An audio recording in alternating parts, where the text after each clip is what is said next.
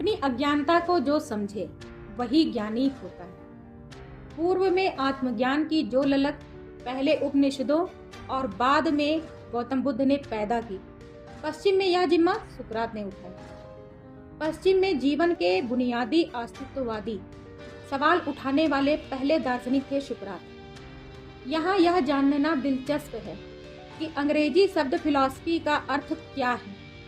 Philosophy का अर्थ है प्रेम और सोफिया का अर्थ है सत्य, अर्थात सत्य के लिए प्रेम।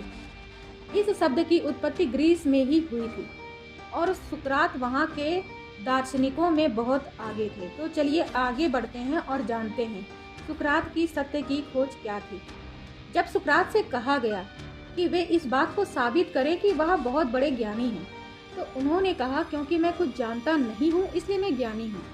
उनका मानना था कि बौद्धिक ज्ञान से सत्य पकड़ में नहीं आता है। सुकरात पर बहुत सारे आरोप लगाए गए, जिनमें से एक आरोप युवा पीढ़ी को बरगलाने का भी था। इस कारण उन्हें जेल में काफी यातनाओं को भी सहना पड़ा। बाद में उन्हें मौत की सजा भी सुनाई गई। अद्भुत दार्शनिक थे सुकरात। मौत की सजा के लिए सुकरात को हेमलॉक नाम का एक खतरनाक जहर भी पीना पड़ा।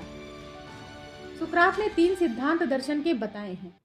हर मनुष्य को अपने जीवन का उद्देश्य ढूंढना चाहिए और वो भी अपनी पूरी ऊर्जा के साथ। अपने अंतस की परवाह करनी चाहिए, अपनी आत्मा को सहेजना चाहिए, हमेशा अच्छाई की खोज करना चाहिए, क्योंकि जो अच्छा होता है उसका बाहरी ताकतें नुकसान नहीं कर सकती हैं।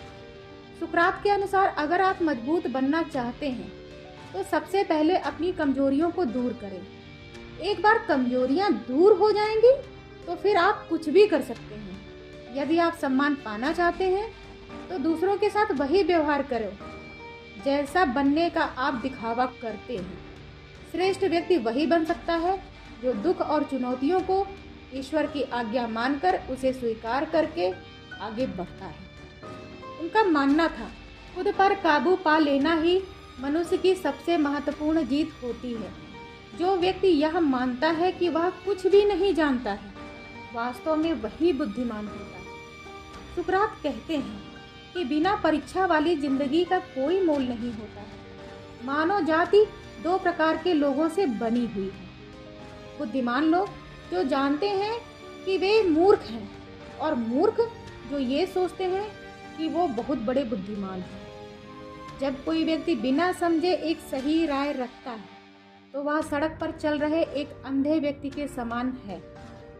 प्रत्येक व्यक्ति की आत्मा अमर होती है, लेकिन जो व्यक्ति नेक होते हैं उनकी आत्मा दिव्य और अमर दोनों ही होती है। संभवतः मानवीय वरदानों में सबसे महान मृत्यु ही है। जीवन में चाहे जो भी हो जाए, शादी जरूर कीजिए एक बार। अगर पत्नी अच्छी मिली तो आपकी जिंदगी खुशहाल रहेगी, और यदि पत्नी बुरी मिल गई तो आप एक ना एक दिन दार्शनिक तो जरूर ही बन जाएंगे। सुकरात कहते थे कि स्मार्ट लोग हर किसी से हर अच्छी बातें सीखते हैं, एवरेज लोग अपने अनुभव से सीखते हैं, और मूर्खों के पास हर सवाल का जवाब पहले से ही होता है, भले ही वे जवाब जानते हो या नहीं। इस दुनिया में एक ही सबसे बुरी चीज है अज्ञानता, और एक ही सबसे अच्छी चीज है, वह है ज्ञान। कभी कभी हम दीवारें दूसरों को दूर रखने के लिए नहीं खड़ी करते हैं, बल्कि हम ये देखना चाहते हैं कि इन दीवारों को तोड़ने की कोशिश कौन करता है। सुकरात ने कहा है कि दार्शनिक देह की वस्तुओं को आत्मा की वस्तुओं से अलग करता रहता है। पूरे जीवन और मृत्यु के समय क्या होता है, यही ना कि देह आत्मा से अलग हो जाती है। तो फिर जिस कार्य में मैं पूरे जीवन लगा हूँ वह जब पूरा होने ही वाला है तो मैं पीछे क्यों भागूं। आखिरकार उन्होंने जहर का प्याला उठाकर पी लिया और अपनी देह को त्याग दिया।